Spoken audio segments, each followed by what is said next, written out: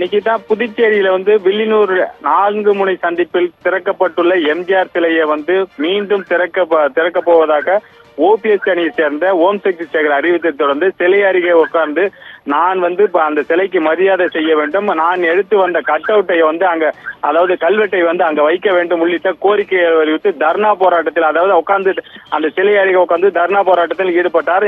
அது மட்டுமல்லாத இந்த சிலையை அவமானப்படுத்தக்கூடாது, இந்த சிலைக்கு மரியாதை செய்ய வேண்டும் என்று பல்வேறு கோரிக்கைகளை வைத்தார். இது சம்பந்தமாக முதலமைச்சரும் காவல்துறையும் அதிமுக மாநில செயலாளர் அன்பழகனுக்கு அடிபணிவதாகவும் குற்றம் சாட்டினாரு.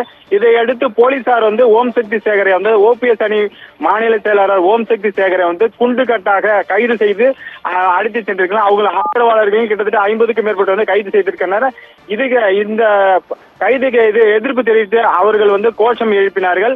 இந்த அதிமுக மாநில செயலாளர் அன்பழகனை பொறுத்த வரைக்கும் இந்த வெற்றி பெற்றதாகவும் இந்த சிலையை நாங்கள் திறந்த சிலையை அவர் திறப்பதற்கு யார், நாங்கள் செயல் செய்து இந்த சிலையை வைத்திருக்கிறோம், கவர்மெண்டோட அரசோட அனுமதியோடு இந்த சிலை வைக்கப்பட்டுள்ளது, இந்த சிலையை அவர் திறப்பதற்கு எந்த தார்மீக உரிமையும் இல்லை, இந்த சிலையை மாலை வேண்டுமானால் யார் வேண்டாமானால் போட்டுக் கொள்ளலாம், ஆனால் இந்த சிலையை மீண்டும் திறக்க போவதாக அறிவித்தது தவறான செயல் என்று கண்டிக்கத்தக்கது என்று அன்பழகன் கூறியிருக்காரு.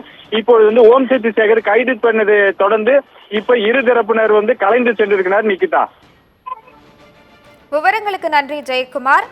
அதிமுகவில் திறக்கப்பட்ட எம்ஜிஆர் சிலையை ஓபிஎஸ் அணியைச் சேர்ந்த நிர்வாகி திறக்க வந்ததால் ஓபிஎஸ் மற்றும் இபிஎஸ் அணியினரிடையே வாக்குவாதம் ஏற்பட்ட நிலையில் ஓபிஎஸ் அணியினர் கைது செய்யப்பட்டிருக்கின்றனர். அண்மை செய்தியாக பார்த்தோம்.